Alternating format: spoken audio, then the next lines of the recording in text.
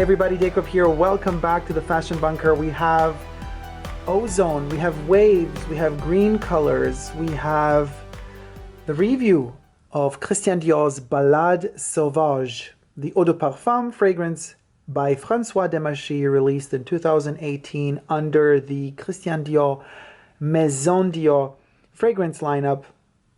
This one, just like all the new ones, is meant to be layered, experimented with, mixed and combined with others of their lineup, and they have quite a few. Dior, in fact, is starting to discontinue some of them because I guess they bit off more than they can chew of their own market.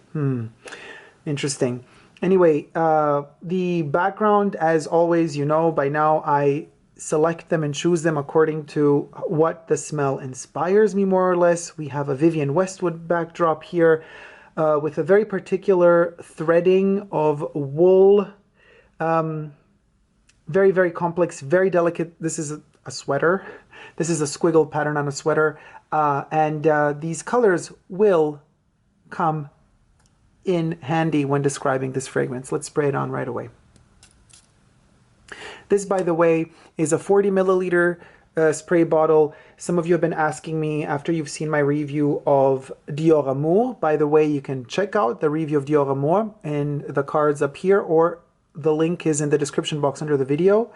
It's a 40 ml spray bottle. These are quite rare. They don't always sell them. They don't always have them. Sometimes they even tell you gotta buy 3 at once, different perfumes if you want, but in order to be able to purchase them, sometimes they let you buy just one. They are only available in the Maison Dior boutiques, not on the Dior website. At least I haven't seen them yet. So they're kind of rare, and you have to ask the sales associates if they have them, because they're not just going to readily show them to you. So this is a 40 ml spray bottle. Top notes. Okay, fig, fig, fig, fig, fig, tree, ozone, the smell of air, the smell of ocean. That's what this is. And as I mentioned also in my DIORAMOUR fragrance, Demachy wants to give us the impression with these fragrances of a story rather than telling us the ingredients that are inside. But the second I smell this one without even the sales associate telling me what's in here or suggesting to me or hinting at what could be in here, I immediately already thought and said, oh, fig. And then she was like, oh my God, how did you know? I'm like, oh, what? Whatever, you know what I mean? But anyway, so let's get into the top notes. We have something that is called the ozonic notes. Now, Dior keeps repeating, they don't do aldehydes, they don't do aldehydes, they go for the natural, they go for the natural. Okay, fine. But what is an ozonic note? Something that's supposed to sparkling fresh air. The second you say sparkling to me, I say aldehydes. Now here I don't smell any aldehydes, to be honest with you. I do smell air and vast, vast fresh blue skies. Definitely. Another thing that is in the opening note is petit grain and bergamot. Then we go to the middle notes with fig tree, rose, orange blossom, hidion, and fig. So we got fig and fig tree. As well as peach, something that they define as solar notes. So after the sky and ozone note, we got the solar notes. And after the solar notes, we got the sea notes, also in the mid portion of this fragrance. And then in the base notes, we get that classic Demachy vanilla. We get amberwood, something that they call pebbles, and labdanum. Now pebbles, well, when I was a kid, pebbles on the seashore, they were always, you know, washed by salty water. So again, to me, I guess it's just salty rocks on a beach shore, which is connected to the middle note, which was the sea note. So, but it is rather sweet to me, to be honest with you, more sweet than not. If I were to go on a holiday of sorts, I don't know, some sort of trip, in the Mediterranean, which is probably the inspiration for this one. And actually, the sales associate did tell me the exact story of the exact tree, Demachy traveling somewhere to the south of Italy and being inspired by this play. I don't know, maybe it was even Strombo. I don't know. I don't want to make any mistakes and misquoting people, but you get the gist. Yada, yada. Don't tell me too much of the story. If you're going to review a fragrance, tell me where it takes you. But if you're the creator of the fragrance, let me dream a little. Give me that space to be able to envision it for myself. That is very important, because if you, it's like, I don't know if you guys are like that, but what really annoys me is when somebody makes a movie or a painting on a wall, or has to show you a photo shoot that they made, whether it be a fashion photo shoot or an art photo shoot, and then they ask you for your opinion, they want you to look through them, and then you start looking through them, and then they start immediately explaining, and I'm just like, no, I don't explain anything. First, I want to get the impression on my own. I want to feel it. I want to see if it tells me something. Don't ruin this experience by telling me what your intentions are. If your intentions transpire through the actual product that we're seeing, the art piece that we're seeing, good. But guess what? An art piece, and I do believe perfumery is an art form, an art piece is like a baby you give birth to as the artist, and once the baby is out in the open in the world, it assumes a life of its own. This means that you have to learn to let go, and you have to also learn that all sorts of different people will experience the fragrance or the art piece, whatever that art piece may be, in many different ways. And you have to allow that to happen, because the art piece has a will of its own, if you may. It will talk to different people in different ways. Same applies to fragrances. So I told, as politely as I could, to the sales associate, please step back. I didn't say step back. I said, please just give me a moment here alone with the fragrance. I just want to let it in before we get to the whole story. But it was a bit too late, because she in fact already told me a couple of those details that I didn't want to hear. It's like spoiler alert. Before you go to see the movie, they tell you the whole plot line. No, I don't want that. I want to experience it on my own. Okay, let's smell it. Fig, peach, rose to me. Mostly. It's really fig, jasmine, I mean orange blossom. I don't get too much of the vanilla in the opening notes. I don't get the labdanum. For me, it's fig, but it's and there's an aspect to this fig that is also artificial. It has a natural quality to it, this fragrance per se, but a lot of its strength, because it does have longevity. This is not a light fragrance that's gonna just evaporate after 10 minutes. It is simple in its composition perhaps, but it's definitely not a fleeting one. It's going to, I mean, on me, it sticks around for at least 6-7 hours. And so what is particular to note is that despite it being simple in its structure, it holds on to the skin. And to me, it feels like it holds on to the skin because of the artificial ingredients in here. And so, unfortunately, this is the problem I have with Balade Sauvage. At a certain point, you smell out that artificial note. You smell out the artificiality of it. And now, whether or not this is something that we can live with, it's up to you. I personally can live with it, because the fig and the fig tree are so wonderful, and they're just amazing for me to smell, that I can just, you know, forget about the rest. At the same time, many people are not fans of fig. But now, then the taste of a fig, and I also like to eat figs, even though they're full of sugar and it's really hard, but anyway, whatever. I also like chocolate. If you got to choose between chocolate and fig, the fig is obviously a healthier solution than the chocolate if you're on a diet. They're both bad for you, but you know what I mean. Taste-wise, the fig doesn't taste as the fig smells. But if in perfumery you're used to smelling fig, and you're used to that component of fig, or the fig tree, or the fig bark, a lot of different fragrances use it in many different ways, you train your nose to smell out certain ingredients, and you train your nose to smell out fig immediately. And this one is the highest dose of fig I've ever seen. I mean, there's also Diptyques Philosophiques in Eau de Toilette form and Eau de Parfum form, also a very, very clear fig, also in that case extremely artificial smelling. This one smells more natural to me than the Diptyque version. And then you have more Dior figs, like for example, the fig bark that we have here in DUNE. I've done a review of DUNE pour Homme, gorgeous fig scent here. Be sure to check out the review of this one, either in the card section up there or in the description box down below is the link to DUNE. Another Dior fig mass release product. So the artificiality of this one is quite different to their niche range, the Maison Dior. So in the case of Balade Sauvage, let me smell it again. different type of fig. And also because, I mean, first of all, came out 2018. Dior has learned its lesson. What does this mean? They market this fragrance as a unisex. So they already tell you from the get-go, this is targeted to men and women. And this one has a big old sticker on it, or not sticker, but a print on it. It says pour homme, for men, but also extremely unisex. Anyway, but these were other times. We're talking 90s and early 2000s, different story. But check out the review, because I go into history with that one. Balade Sauvage projects quite well. Actually, it projects more than DIORAMOUR.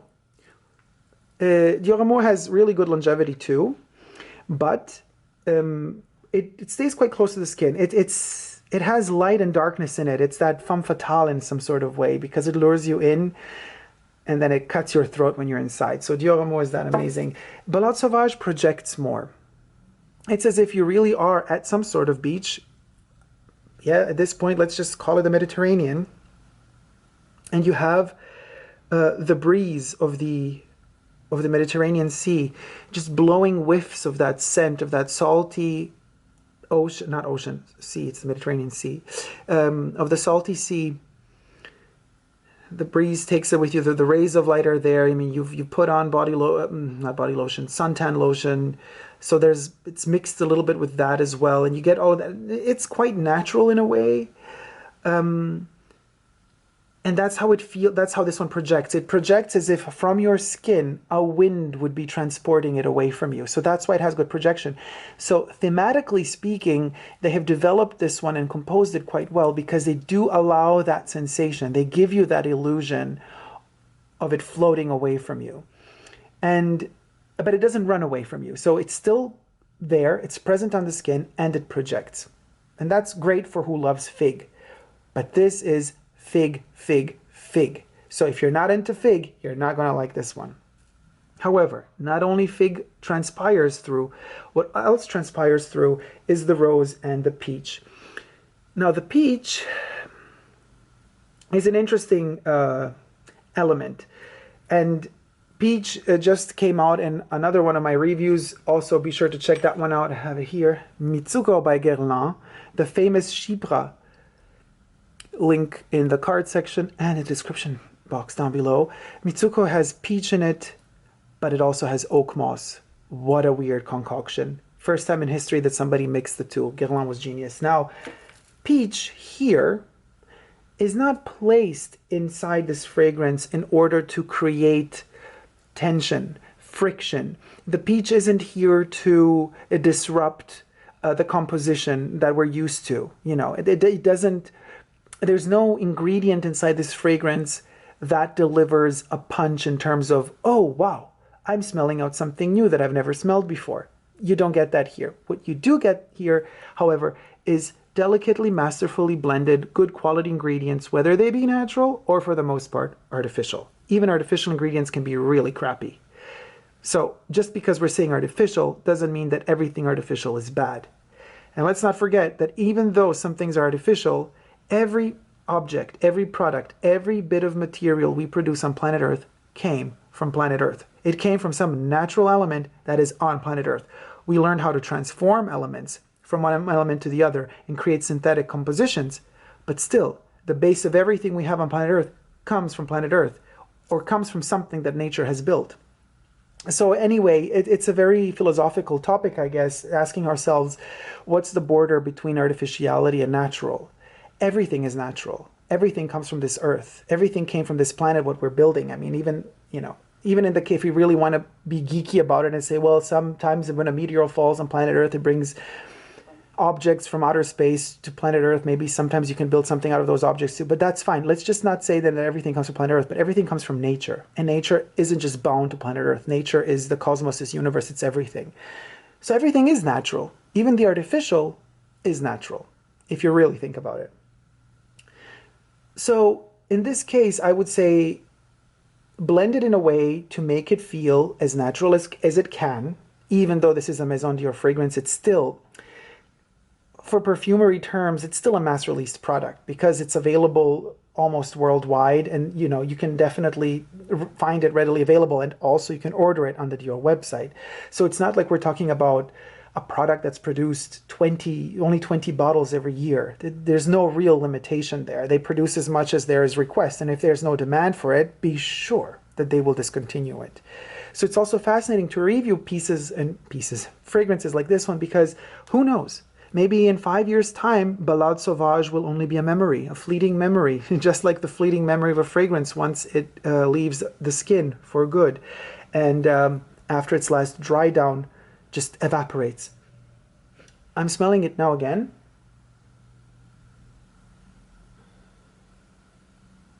It assumes a more, and this is fascinating by Balade Sauvage, I've noticed this also through wearing it a lot. I mean, you can see this bottle is almost empty. It assumes a particular quality of, with time, which is similar to what happens to orris root based fragrances. They bloom more as time passes. This one, in fact, similar. It becomes a bit cloying after some time. It's as if it becomes more, what comes to the forefront is perhaps the amberwood and the labdanum. Probably the amberwood mixed with the vanilla. They kind of take over at a certain point, and they become a bit cloying.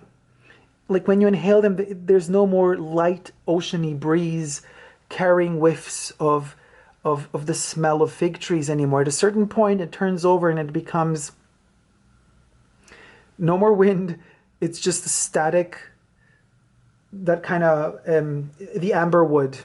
It's like a static amberwood and vanilla. And it's slightly sweet. It gets a honeyed hue, a honeyed sweet hue. Becomes more rosy as well. Maybe it's the Hidian that kind of plays tricks on my nose, and with the peach as well. That could be an element to this fragrance that in the opening notes and the mid notes doesn't really come to the forefront. But towards the dry down, it definitely kicks in. So you do abandon a little bit that little haven of fig trees, and you do go towards the woods. And the woods are ambery, they're resinousy. Amberwood is a resinousy type of smell. Add to that the component of the classic Demachy / Dior vanilla, and you get a bit of a cloying something there. Usually when you cut a fig, not the tree, but the fig itself, it has that white sticky juice that kind of slowly comes out of it. But if you cut a fig tree, you do get, I don't know up to which extent, because with some trees you really get those resins pouring out. They look like gold ambery drops. With the fig tree, I'm not so sure. But if the fig tree were to have something similar, so if you were to cut the bark of that tree, and you would get the bleeding of that tree, that resinousy, those droplets pouring out, which I'm not sure that it does with the fig. But if it does do it, I'm just hypothesizing here, it would give you the illusion of the smell of this one after some time has passed. So conceptually speaking, it's as if in the opening notes, we have plucked the fig, we have cut the tree just to smell it from the bark, we have rubbed the leaves, we got that fresh notion of the smell of that plant in all of its wholeness. But then as time passes, the plant starts protecting itself. That's why the resins come out. That's why it starts remarginalizing all of the cuts that have happened to it. And those juices that the plant produces to preserve itself also have a smell. So it's as if this one has been cut fresh at the beginning, and with time it starts the remargination of sorts of all the wounds of the fragrance, and it becomes a bit more cloying. So conceptually speaking, it fits the concept of the fragrance, but in terms of how it appeals to the nose, tricky, because it becomes a bit more bland. After all is said and done, if we are fine with that more artificial dry down that becomes more bland, we can definitely enjoy a freshness to top and mid notes. A lot of fragrances give us a freshness through a lot of citruses. This one also has, in the opening note, the bergamot, but it doesn't really rely on that bergamot. It doesn't rely on all those citrusy fresh notes in the opening. However, unlike many other fragrances, this one does stay fresh and calmingly cooling and soothing throughout the top as well as the mid notes. A lot of fragrances already in the mid notes lose it and become warm or whatever, something else. But this one has that coolness throughout the first two portions of its lifespan on the skin. So alone for that, I would give it credit.